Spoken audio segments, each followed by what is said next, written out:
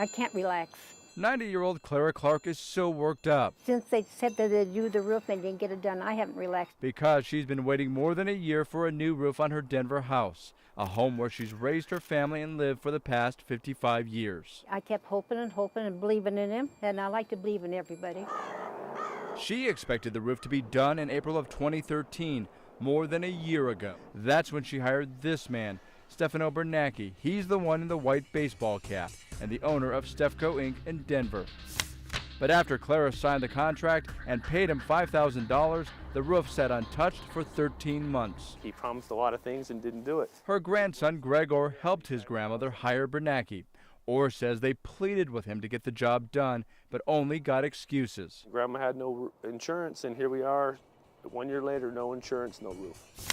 Clara's insurance company canceled her policy, calling the roof an unsafe hazard. Grandma's starting to sell off a lot of things to get the shingles on her roof that she needs to have insurance on her house, and so she can try to rest in the home that they lived in for 55 years.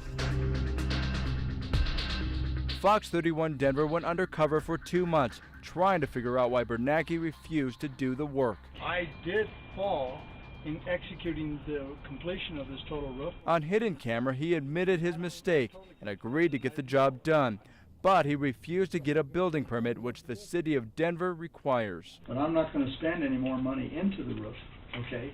If I went down and pulled a permit, it's going to cost me about almost $200 to pull a permit. After we started asking questions, Bernacchi started following the rules and eventually finished the job. Stefano, TAC Landrock, Fox 31. We wanted answers about the delay and the lack of a building permit. The problem was I probably just didn't schedule it properly to get it all done in a hurry-up kind of time. But didn't you tell them that the permit would cost them about $200 more? No, not even close. City permits don't cost that much. That's right, city permits don't cost that much. We found the one for Clara's roof would cost $83. Bernacchi got one of his employees to pull a permit and finally finished the job. Fox 31 Denver wanted to check the quality of the work. The seam should be glued all the way out. We brought in independent inspector Mike Batty to take a look. Some of the nails were a little high where I popped some shingles and looked at the nailing pattern, but all in all, the lines are straight.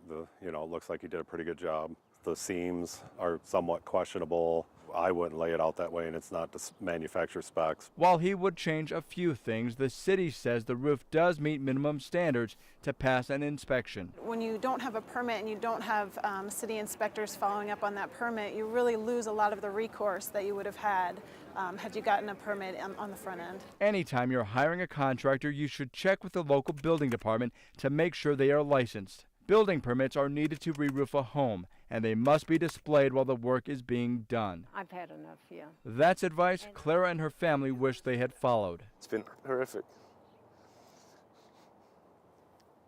Grandma trusted in me to get the right guy for the job, and I screwed her.